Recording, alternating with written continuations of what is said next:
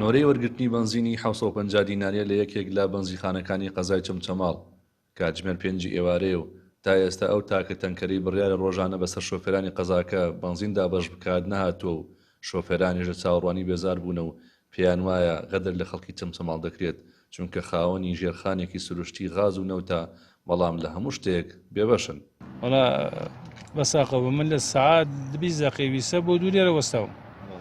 جارێتر هاتم قەڵەباڵغی لێ و تاقبانی وتیان وڵا نییە تاقوارەدی لە تاقوارە 20 بۆ 2 لێرە وەستاوم نەوەڵا بەشی پێداویستی خەڵک ناکەیت ئەمە خەڵکی تەکێش بە زۆری لێرەیە هەموو شوێنەکان دەسێ من باینە سێمانی هاتم بەزیخانەی لێ بۆ چۆڵ و بەزەم چەمچەماڵە هەر هەموو جارەکە هەموو کابرا و دی هەموو کاتیان ئیمار کراوە بۆ بنزینەکەش ڕۆژی نازم بە تەنکەرە بنزین دێ دییان نایێت غازەکە لێرەوە کارەباگە لێرەوە گشتی نەوتەکە لێرە بە تەنکەرە بینی ئەوە بەڵام خۆمان لێرە بێ بەشی وڵا زۆرمای زۆرم چۆن نایە زۆرم هەرەوەیە کە ڕوو دەکەن یان سەرە بڕن تو ئەوە ئەمە ئیهانەکردنە بە حەقەت و سێ لێرە لە من 2 ساعت 3 ساعت بۆسی بۆ 50 لیتر بنزین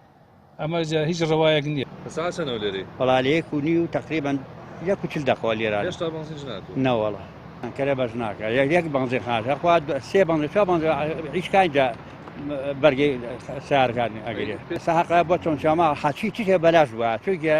نەوتەی خۆمانە بنزینەی خۆمان کارەبای خۆمان هیچی بۆ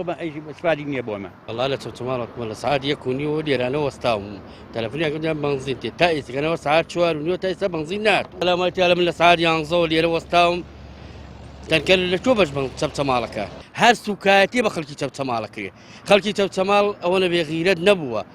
کارەبای خۆت بێ نەودی خۆت بێ بنزین خۆت بێ نەتوانی شتێ بکەیت. خاوەنی بنزیخانەیەکیش دەڵێت تەنکەرێک بنزین بەشی چەمچەماڵ ناکات و بڕی پارەکەش لە چاو پارەی بەرهێمێنانی بنزینەکە زۆرە.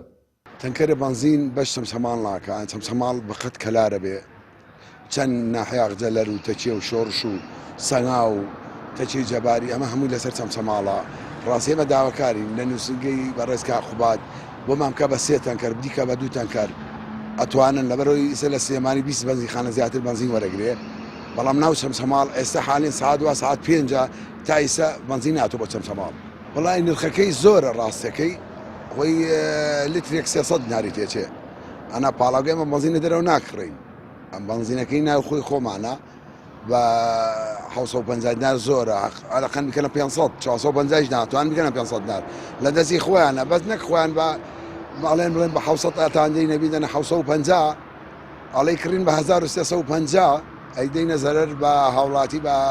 700 دینار پشتی وانە لەبەرەوەی لە ناوخۆی خۆی بەرهەم دێ. لە ئێستادا کێشەی بنزینیەکێکە لە کێشە کەڵەکە بۆکانی خەڵکی کوردستان و بەرگرانیەکی زۆری بۆ هاوڵاتیان دروست کردووە و ژیانی خەڵکی بۆتە نۆرەگرتن و وەستان